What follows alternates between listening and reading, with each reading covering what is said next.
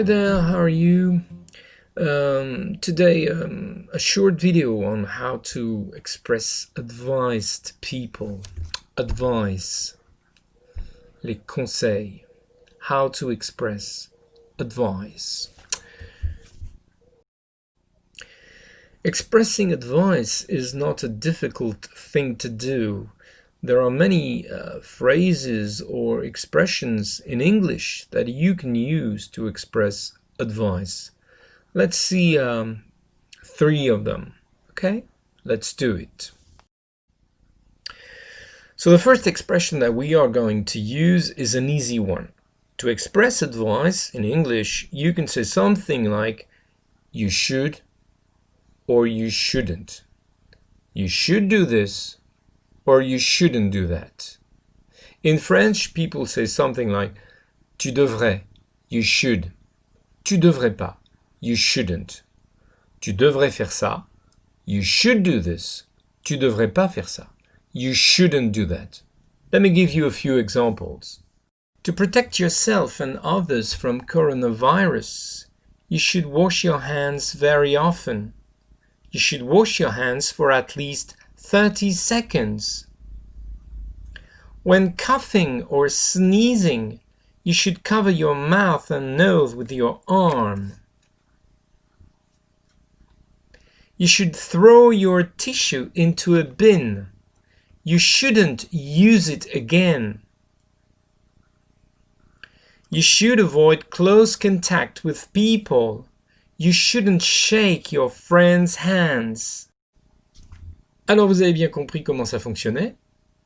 You should, tu devrais. You shouldn't, tu devrais pas. Facile à construire. Should est un auxiliaire. D'accord. Il est donc suivi d'une base verbale. You should wash your hands. You should wash. Okay. Pas besoin de to, ni d'autre chose, ni de ing. Le verbe, la base verbale. You should wash your hands. Et si on met la forme négative, comme c'est un auxiliaire, c'est lui qui prend la négation. You should not shake hands. Évidemment, la forme réduite, should not, devient shouldn't. You shouldn't shake hands with people. Okay? C'est aussi simple que ça.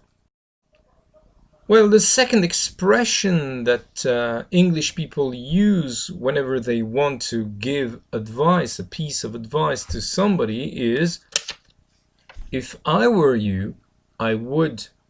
In French, people would probably say something like, si j'étais toi, je ferais ça. Si j'étais toi, je ferais pas ça. If I were you, I would do this. If I were you, I wouldn't do this. Okay?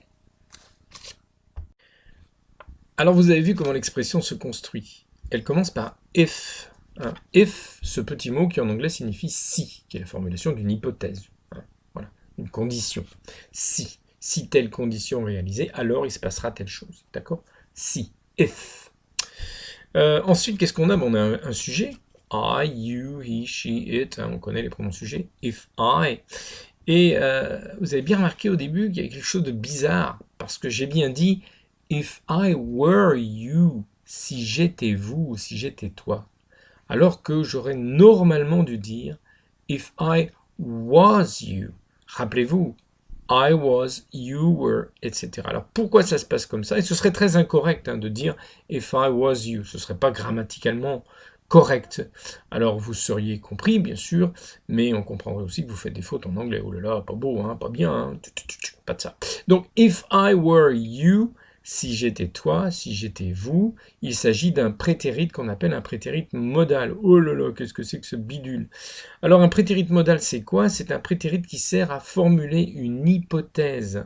Ici, quand je dis si j'étais toi, par définition, je suis pas toi. Donc le prétérit en question ne renvoie pas à un événement passé. Ce n'est que la formulation d'une hypothèse. Alors il n'y a pas de différence en ce qui concerne les autres verbes entre ce prétérit hypothétique et un prétérit normal, sauf avec l'auxiliaire être, qui lui n'a qu'une seule forme dans ce cas-là, qui est were. C'est pour ça qu'on dira toujours if I were you, si j'étais toi. si j'étais toi, ça veut pas dire que vous êtes la personne en question. Hein. Non, non.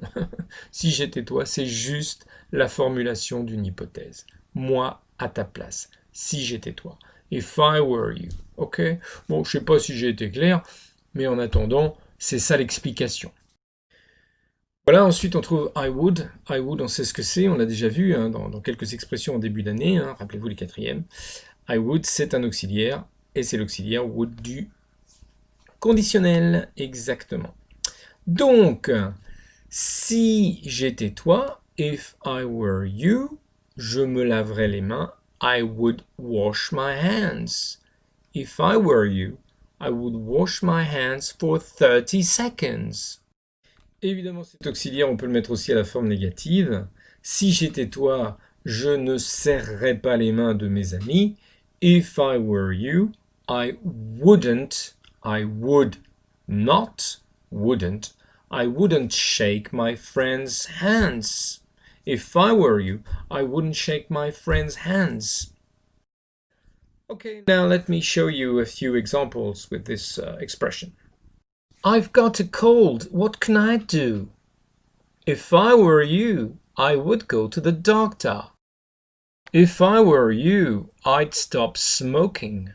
If I were you, I would stop smoking. If I were you, I would go on a diet. If I were you, I would stop eating junk food. Voilà, retenez bien ces deux expressions importantes hein, pour donner des conseils à quelqu'un. Rappelez-vous, tu devrais, you should, tu devrais pas, you shouldn't. Si j'étais toi, je ferais telle ou telle chose. If I were you, I would. Si j'étais toi, je ferais pas ça. If I were you, I wouldn't. Rappelez-vous de ces expressions. On en verra d'autres dans quelques temps. Je vous en ai promis 3 au départ. Il y en aura plus que ça. En fait, il y en a beaucoup plus. Hein. Et on en verra d'autres dans quelques temps. Pour l'instant, je vous dis bye bye. See you soon. En classe, j'espère. J'espère vous revoir très bientôt en classe. À bientôt donc. See you soon. Bye bye.